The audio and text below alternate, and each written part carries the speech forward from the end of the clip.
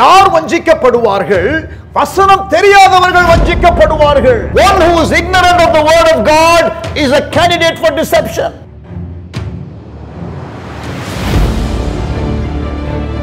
நீங்கள் பாவம் செய்யாமல் இருப்பதற்கு தேவனுடைய வசனம் உங்கள் உள்ளத்திலே இருக்க வேண்டும். You have to hide the word of God in your heart so that you can live a holy life.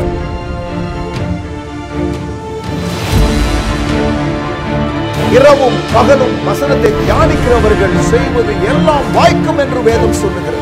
Those who meditate the word day and night, the Bible says they will have success.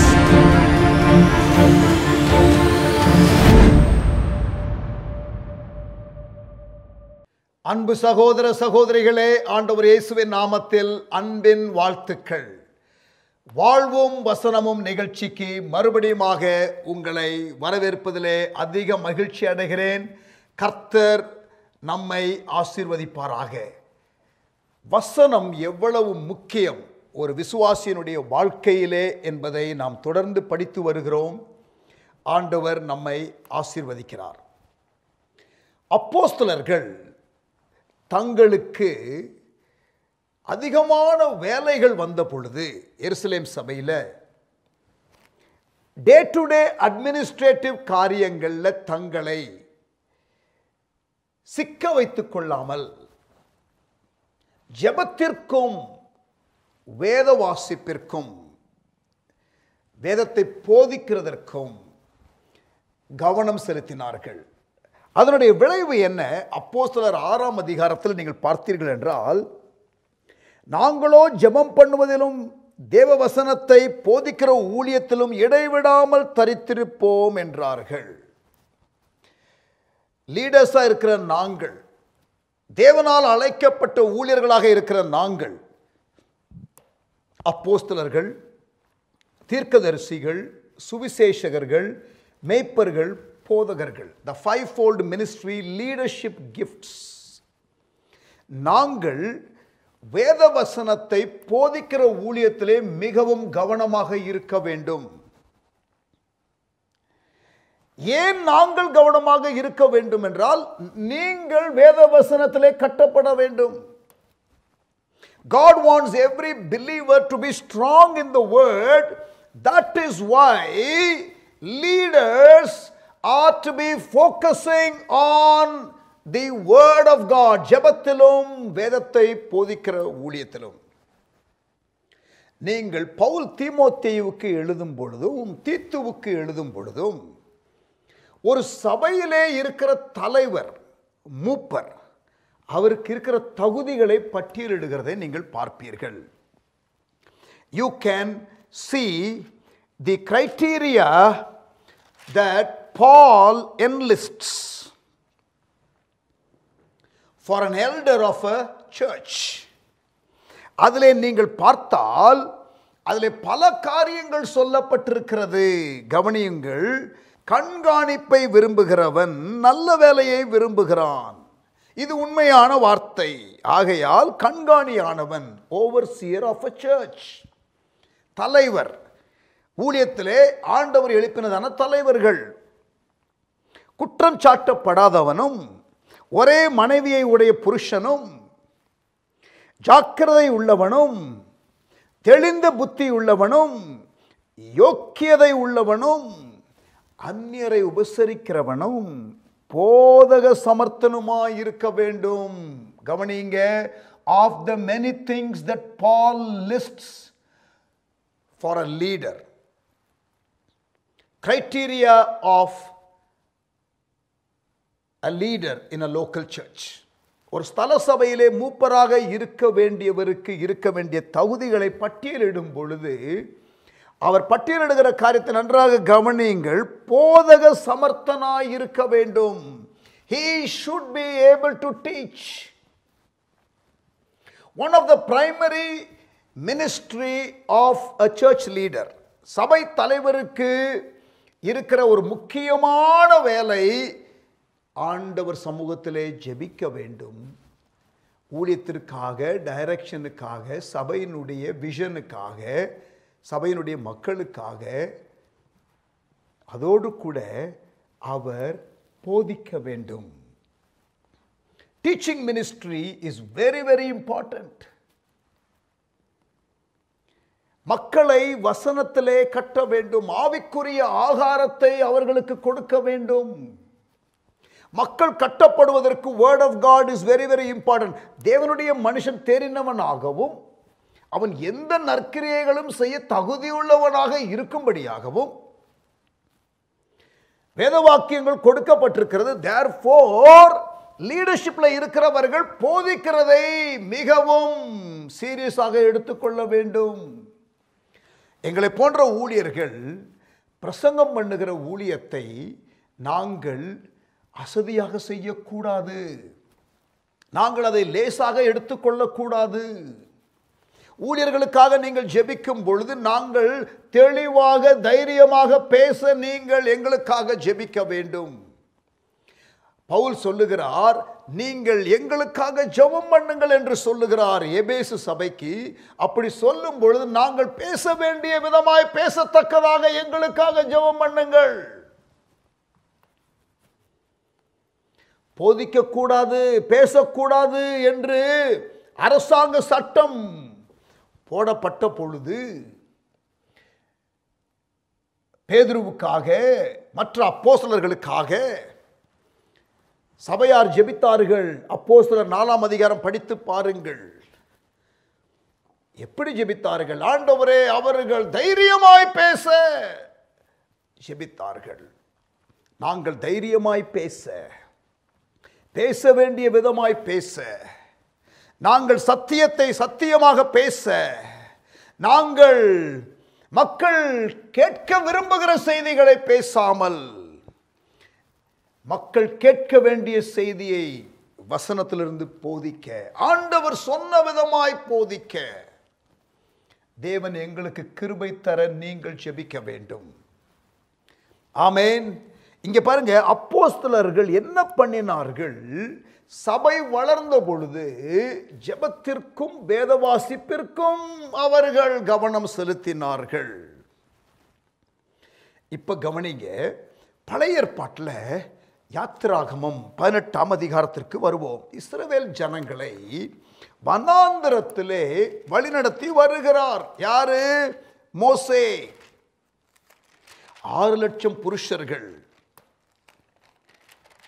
பெண்கள் எவ்வளவு பேர் இருந்திருப்பார்கள், பிள்ளைகள் எவ்வளவு பேர் இருந்திருப்பார்கள். It is estimated that they would have had around 3 million people. 30 லட்சம் மக்கள், 6 லட்சம் புருஷர்கள், 6 லட்சம் பெண்கள் என்று வைத்துக் கொள்வோம். ஒரு குடும்பத்துக்கு குறைந்தது ஒரு 3 பிள்ளைகளாவது இருந்திருக்கும். அது அந்த நாட்கள் இல்லையா, ஆவரேஜா. ஸோ 30 லட்சம், 3 million. Imagine 3 million people being led. 30 லட்சம் மக்கள் வனாந்திரத்தில் நடத்தப்படுவது. The amount of logistics that is involved, பெரிய ஒரு காரியம். ஆண்டவருடைய பெரிய அனுக்கிரகம் இல்லாமல் அதை செய்ய முடியாது. இப்பொழுது அங்கே பிரச்சனைகள் இருக்கும் இல்லையா, பீப்புள் இருக்கிற இடத்துல பிரச்சனை இருக்கும். பிரச்சனைகள் வந்த உடனே அவருடைய பிரச்சனைகள் எல்லாம் மோசேயின் இடத்துல கொண்டு வருகிறார்கள். மோசே அந்த பிரச்சனைகளை எல்லாம் அவன் கேட்டு கேட்டு கேட்டு கேட்டு எஸ்தர் அக்காவுக்கும் ரெபேக்கா அக்காவுக்கும் ஏற்பட்டதான சண்டை சச்சரவை தீர்த்து வைக்கிற, பஞ்சாயத்து பண்ற வேலை யாரு? மோசே செஞ்சுக்கிட்டு இருந்தாரு. இந்த பஞ்சாயத்து முடியறதுக்குள்ள இன்னொரு பஞ்சாயத்து வருது. When the church is big, you have more problems, correct? மோசேயினுடைய காங்கிரிகேஷன்ல எவ்வளவு ப்ராப்ளம் இருந்திருக்கும். வானத்திலிருந்து மன்னா, ஆமா டெய்லி மன்னா வருது. அதை எப்படி சாப்பிட்டாங்க? அதுக்கு பிளேட்டு இல்லை, நிறைய காரியங்கள். சரி, இப்போ அவங்க என்ன பண்ணணும்? அங்கே வனாந்தரத்தில் டேபிள் சேராக இருந்துச்சு இல்லை, இப்படி உட்காந்து சாப்பிட்ருப்பாங்க. சாப்பிட்டே இருந்திருக்கும் போது ஒரு அம்மா அப்படி வேகமாக நடந்து போயிருக்கும். மண். மோசே, மண்ணாவல மண்ணு, என்னமாச்சு? இதோ இந்த அக்கா நடந்து போகும்போது அது கொஞ்சம் பார்த்து நடந்து போகல. இதெல்லாம் பிரச்சனை வருமா இல்லையா? எத்தனை ப்ராப்ளம் வந்திருக்கும். எல்லாத்துக்கும் மோசஸ் கிட்ட தான் கவுன்சிலிங். காலையிலேருந்து சாயந்தரம் வரைக்கும் கவுன்சிலிங்க்கு க்யூவில் நிற்கிறாங்க மக்களும் டயர்டு, இவரும் அவங்களுக்கு கவுன்சிலிங் பண்ணி டயர்டு. எங்கேருந்து முன்னுக்கு போக வந்தார் யார்? மாமனார். நான்லாம் சம்டைம்ஸ் ஜெபம் பண்ணுவேன், ஆண்டவரே எல்லா ஊழியக்காரங்களுக்கும் இப்படி ஒரு மாமனார் வாச்சா நல்லாயிருக்கும். நல்ல ஆலோசனை கொடுத்த ஒரு மாமனார் மோசேக்கு வந்தார் பாருங்க. வந்து சொல்கிறார், மருமகனே மருமகனே. ஆமாம், வாசிங்க யாத்திராகமம் 18ஆம் அதிகாரத்தில் 13ஆம் வசனம். மறுநாள் மோசே ஜனங்களை நியாயம் விசாரிக்க உட்கார்ந்தான். ஜனங்கள் காலமே துவங்கி பாருங்க, ஏர்லி மார்னிங் வந்து அப்பாயின்மெண்ட்டு, சாயங்காலம் மட்டும் ஈவினிங் வரைக்கும் அப்பாயின்மெண்ட்டு. மோசேக்கு முன்பாக நின்றார்கள், கியூ கேட்டு நிற்கிறாங்க. ஜனங்களுக்கு அவன் செய்த யாவையும் மோசேயின் மாமனார் பார்த்து, நீர் ஜனங்களுக்கு செய்கிற இந்த காரியம் என்ன? நீர் ஒன்றியாய் உட்கார்ந்திருக்கவும் ஜனங்கள் எல்லாரும் காலமே துவங்கி சாயங்காலம் மட்டும் உமக்கு முன்பாக நிற்கவும் வேண்டியது என்ன என்றான்.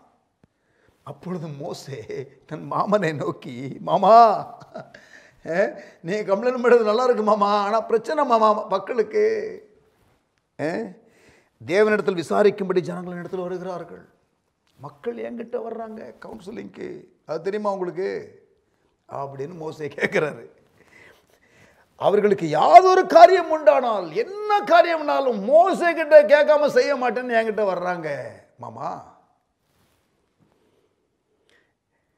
நான் அவர்களுக்குள்ள வழக்கை தீர்த்து, பார்த்தீங்களா வழக்கு,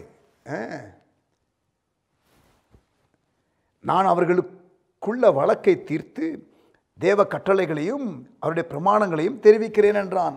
அதற்கு மோசேயின் மாமன் கேட்டுட்டு, சூப்பர் மருமகனே அப்படின்னு சொன்னாரு, நீர் செய்கிற காரியம் நல்லதல்ல, நீரும் உம்முடைய இருக்கிற ஜனங்களும் தொய்ந்து போவீர்கள். You will get exhausted son. The people also will get exhausted. இது உமக்கு மிகவும் பாரமான காரியம், நீர் ஒருவராய் அதை செய்ய உம்மாலே கூட. that is the point. நீர் ஒருவராய் அந்த காரியத்தை செய்ய உம்மாலே கூடாது. இப்பொழுது என் சொல்லை கேளும். listen to me. உமக்கு ஒரு ஆலோசனை சொல்கிறேன். let me throw in an advice to you. தேவனும் உம்மோடே கூட இருப்பார். நீர் தேவ சந்நிதியிலே ஜனங்களுக்காக இரும். You be in the presence of God for the people. Wonderful counsel. விசேஷித்தவைகளை தேவனிடத்திலே கொண்டு போய் கட்டளைகளையும் பிரமாணங்களையும் அவர்களுக்கு வெளிப்படுத்தி, அவர்கள் நடக்க வேண்டிய வழியையும் அவர்கள் செய்ய வேண்டிய காரியத்தையும் அவர்களுக்கு தெரியப்படுத்தும். You know what Moses father-in-law is telling Moses? மோசேயின் மாமனார் மோசேக்கு என்ன சொல்றாரு தெரியுமா? Essentially he is saying what the apostles decided in Acts chapter 6. அப்போஸ்தலர் 6ஆம் அதிகாரத்தில் ஜெபத்திற்கும் வேதத்தை போதிக்கிறதற்கும் தடை வராதபடிக்கு நாங்கள் அதிலே இடைவிடாமல் தரித்திருக்க வேண்டும் என்று சொன்னார்களே. That is the decision that Jethro is proposing to Moses. நீர் தேவ சந்நிதியிலே ஜனங்களுக்காக இரும். prayer. விசேஷித்தவைகளை தேவனிடத்திலே கொண்டு போய் கட்டளைகளையும் பிரமாணங்களையும் அவர்களுக்கு வெளிப்படுத்தி அவர் நடக்க வேண்டிய வழியையும் அவர்கள் செய்ய வேண்டிய காரியத்தையும் அவர்களுக்கு தெரியப்படுத்தும். prayer and word. ஊழியக்காரர்களாகிய நாங்கள் அதிகமாக ஜெபத்திலே இருக்க வேண்டும். அங்கே இருந்து தேவ சமூகத்திலிருந்து வார்த்தைகளை உங்களுக்கு கொண்டு வர வேண்டும். அப்படிப்பட்ட ஊழியர்கள் எழும்ப வேண்டும். சீனியர் பாஸ்டர் தான் வரணும் என்ற காரியங்கள் எல்லாம் நிறைய இருக்கு இல்லையா சபைகளில்? பிரியமானவர்களே, உங்கள் சபை கொஞ்சம் பெருசாகிடுச்சுன்னா பாஸ்டரை கீழே அப்படியே போட்டு இழுக்காதீங்க. அதில் ஒரு 4 பாஸ்டர்ஸ் இருந்தாங்கன்னா வளர்ந்த சபையில் அசோசியேட் பாஸ்டர் உங்களை வந்து வீட்டில் வந்து பார்த்தாருன்னா, உங்கள் வீட்டில் ஒரு நல்லது கெட்ட காரியத்திற்கு அந்த அசோசியேட் பாஸ்டர் வந்தார்னா, நீங்கள் வந்து சீனியர் பாஸ்டர் ஏன் வரல என்று கேட்காதிருங்கள். புரிந்து கொள்ளுங்கள், அவர்கள் ஜெபம் பண்ணுவதற்கும் வேத வசனத்தை போதிப்பதற்கும் அவர்கள் கவனம் செலுத்தட்டும். நான் பேசுகிறது சில காரியங்கள் ஊழியக்காரர்களுக்கும் பேசுகிறேன், சில காரியங்கள் விசுவாசிகளாகிய உங்களுக்கும் நான் பேசுகிறேன்.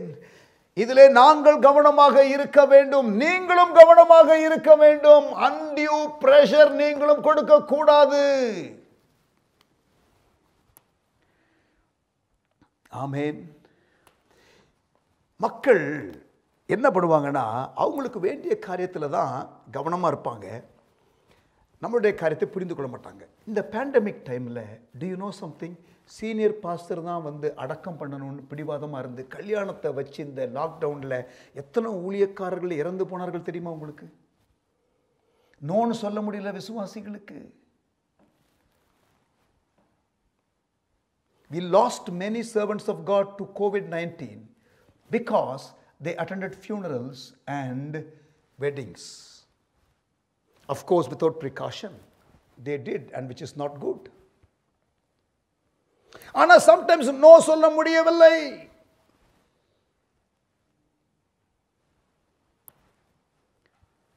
ஆமென். நான் சொல்கிறது புரிகிறதா? Understand the spirit of this communication. நான் சொல்ல வருகிற காரியத்தினுடைய அந்த சாரம்சத்தை நீங்கள் பிடித்துக் கொள்ளுங்கள். ஊழியக்காரர்கள் ஜெபத்திற்கும் வேதத்தை போதிக்கிறதற்கும் அந்த காரியத்திற்கு தடை வராதபடிக்கு நாம் பார்த்து கொள்ள வேண்டியது அவசியம். மார்க் 1ஆம் அதிகாரம். Let us come to Mark chapter 1. இயேசுவை குறித்து நான் உங்களுக்கு காட்டுகிறேன், சரியா? Let me share what Jesus did.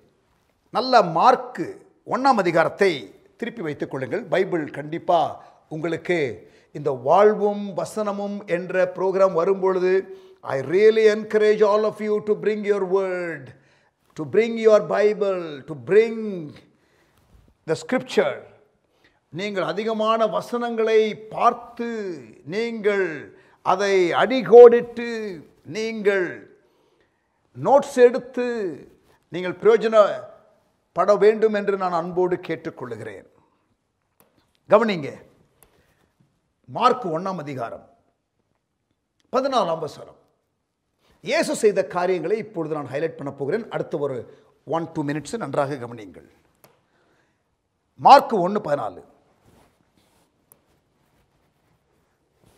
யோவான் காவலில் வைக்கப்பட்ட பின்பு இயேசு கலிலேயாவிலே வந்து தேவனுடைய ராஜ்யத்தின் சுவிசேஷத்தை பிரசங்கித்து, Jesus was preaching about the kingdom, preaching. 21ஆம் வசனம். மார்க் 1:21. பின்பு கப்பர்நகூமுக்கு போனார்கள். உடனே அவர் ஓய்வு நாளிலே ஜெபாலயத்திலே பிரவேசித்து போதகம் பண்ணினார், teaching. Mark 1:14 preaching, Mark 1:21 teaching. 22ஆம் வசனம். அவர் வேத பாரகரை போல போதியாமல், மற்றவர்கள் எல்லாம் அந்த ரிலிஜியஸ் டீச்சிங் கொடுப்பாங்க தெரியுமா, அது மாதிரி இல்லாம அதிகாரமுடையவராய் அவர்களுக்கு போதித்தபடியினாலே அவருடைய போதகத்தை குறித்து ஜனங்கள் ஆச்சரியப்பட்டார்கள். This preaching, teaching that Jesus is giving is different. Religious leaders கொடுக்கிற காரியங்கள் நம்மை பாரப்படுத்துகிற மாதிரி இருக்கு, நமக்கு புரிய மாட்டேங்குது. ஆனா இவர் பேசுறது புரியுது, பிராக்டிக்கலா இருக்குது, நடைமுறை வாழ்க்கைக்கு பிரயோஜனமா இருக்கு, அதிகாரத்தோடு பேசுறாரு. போதகத்தை குறித்து ஜனங்கள் ஆச்சரியப்பட்டார்கள். Teaching, teaching, preaching. 26ஆம் வசனம். மார்க் 1:26. உடனே அந்த அசுத்த ஆவி அவனை அலைக்கழித்து மிகுந்த சத்தமிட்டு அவனை விட்டு போய்விட்டது. He was doing deliverance. அசுத்த ஆவிகள் எல்லாரும் ஆச்சரியப்பட்டு, இது என்ன, இந்த புதிய உபதேசம் எப்படிப்பட்டது, இவர் பேசுறது வித்தியாசமா இருக்கு, பேய் ஓடுது, ஜெபம் பண்ணா. இவர் அதிகாரத்தோட அசுத்தாவிகளுக்கும் கட்டளையிடுகிறார், அதிகாரத்தோட பிரசங்கம் பண்றாரு, அதிகாரத்தோட பேயை விரட்டுறாரு. ஆமா, டெலிவரன்ஸ், ப்ரீச்சிங். அப்புறம் 31ஆம் வசனம், சீமோனுடைய மாமி ஜுரமாய் இருந்தாள். அங்கே இயேசு போய் கிட்ட போய் அவள் கையை பிடித்து அவளை தூக்கி விட்டார். உடனே ஜுரம் அவளை விட்டு நீங்கிற்று. ஹீலிங். நமக்கு நேரம் கடந்து போய் கொண்டிருக்கிறது. வேகமாக நான் சொல்லி நாளைக்கு இதே காரியத்தை உங்களுக்கு தொடர்ந்து இன்னும் டீட்டெயிலாக நான் பேசுகிறேன். அதற்கு பிறகு பாருங்க 34ஆம் வசனம், வியாதிகளினாலே உபத்திரவப்பட்டிருந்த அநேகரை அவர் சுஸ்தமாக்கி அநேக பிசாசுகளை துரத்தி விட்டார். டெலிவரன்ஸு, ஹீலிங், ப்ரீச்சிங், டீச்சிங், மாறி மாறி இதுதான். Preaching, teaching, healing, deliverance. Preaching, teaching, healing, deliverance. அது போக இன்னொரு காரியம் கவனிங்க. 35ஆம் வசனம், அவர் அதிகாலையில் இருட்டோடே எழுந்து புறப்பட்டு வனாந்திரமான ஒரு இடத்திற்கு போய் அங்கே ஜெபம் பண்ணினார். Jesus prayed, Jesus taught, Jesus prayed, Jesus taught. Healing, deliverance அதுவும் தொடர்ந்து நடந்து கொண்டே இருக்கிறது. பிரியமானவர்களே கவனிங்க, இன்னும் நிறைய வசனங்கள் இருக்கிறது. மார்க் 3ஆம் அதிகாரத்துக்கு வாங்க. இயேசு என்ன பண்றாரு? 3ஆம் அதிகாரம் 14ஆம் வசனம், அப்பொழுது அவர் 12 பேரை தெரிந்து கொண்டு, டிசைபிள்ஸ், அவர்கள் தம்மோடு இருக்கவும் பிரேயர். சீஷர்கள் தம்மோடு இருக்கவும் பிரேயர். பிரசங்கம் பண்ணும்படியாக, அவர்களை அனுப்பும்படியாக, அவர்களை எதற்காக கூப்பிட்டார்? அவர்களோடு கூட இருக்கிறதற்கு, அவரோடு கூட இருக்கிறதுக்கு. அது பிரேயர்னு வச்சுக்கிடுங்க. பிரசங்கம் பண்ணுவதற்காக அவர்களை அனுப்பும்படி, to prepare them to be preachers. அப்புறம் வியாதிகளை குணமாக்கி பிசாசுகளை துரத்தும்படி அவர்களுக்கு அதிகாரம் உடையவர்கள் ஆக்கவும் அவர்களை ஏற்படுத்தினார். verse 15, mark chapter 3 verse 14 and 15. எதை செய்தாரோ அதே இவர்களும் செய்யும்படி அவர்களை அழைத்தார். இதை குறித்து அடுத்த எபிசோடில் நம்ம பார்க்கலாம். நான் உங்களுக்கு வலியுறுத்துகிற காரியம் என்னவென்றால், இயேசு ஜெபம் பண்ணினார், போதித்தார். அதனுடைய விளைவாக ஹீலிங் நடந்தது, டெலிவரன்ஸ் நடந்தது. நீங்களும் நானும் பிரியமானவர்கள், எல்லா விசுவாசிகளுமே புதிய ஏற்பாட்டில் இந்த 4 காரியத்தை செய்ய வேண்டும் என்று ஆண்டவர் எதிர்பார்க்கிறார். பர்டிகுலராக ஊழியர்கள் ஜெபம் பண்ணுவது, போதிப்பது. ஆமென். The word of God was very very important in Jesus ministry. நான் அதை குறித்து அடுத்த எபிசோடில் சில காரியங்களை ஹைலைட் பண்ண போகிறேன். ஆமென். கர்த்தர் உங்களை ஆசீர்வதிப்பாராக. பிரியமானவர்களே, நாளை மதியம் 3 மணிக்கு, இன்னும் நமக்கு 6 நாள் தான் இருக்குது இந்த ஃபாஸ்டிங் அண்ட் ப்ரேயர், 50 நாள் fasting and prayer. Please do join Harvest Church India என்ற யூடியூப் சேனலில் சேர்ந்து கொள்ளுங்கள். ஆயிரக்கணக்கான மக்கள் நாங்கள் ஜெபிக்கிறோம், நீங்கள் வந்து இணைந்து கொள்ளுங்கள். ஆமேன். கர்த்தர் உங்களை ஆசீர்வதிப்பாராக. வாழ்வும் வசனமும் என்ற ப்ரோக்ராமை இன்றைக்கு பார்க்க வந்த கர்த்தருடைய பிள்ளைகளே, இரவு நேரமாக இருந்தாலும் பார்க்கிறீர்கள். கர்த்தர் உங்களை ஆசீர்வதிப்பாராக. ஜெபிக்கலாமா? நல்ல தகப்பனே, எங்களோடு கூட நீ தொடர்ந்து பேசிக்கொண்டு வருகிற அன்புக்காக ஸ்தோத்திரம். Thank you Lord for your word. There is life in your word. உங்கள் வார்த்தையில் ஜீவன் உண்டு, அதிகாரம் உண்டு, அற்புதம் உண்டு. கேட்கிற மக்களை வார்த்தைகளை அனுப்பி சுகப்படுத்தினேன். God sends his word and heals them என்று வாசிக்கிறோமே. ஆண்டவரே, உம்முடைய வார்த்தையே வியாதியோடு இருக்கிறவர்கள், பலவீனத்தோடு இருக்கிறவர்களை சுகமாக்கட்டும், கட்டட்டும். உமக்கு மகிமை செலுத்துகிறோம் இயேசுவின் நாமத்தில் பிதாவே. ஆமென். God bless you. கர்த்தர் உங்களை ஆசீர்வதிப்பாராக. நாளை மதியம் ஹார்வெஸ்ட் சர்ச் இந்தியா என்ற யூடியூப் சேனலிலும், நாளை இரவு இதே நேரத்திலே வாழ்வும் வசனமும் என்ற நிகழ்ச்சியிலே மறுபடியும் சந்திக்கிறேன். God bless you. Good night.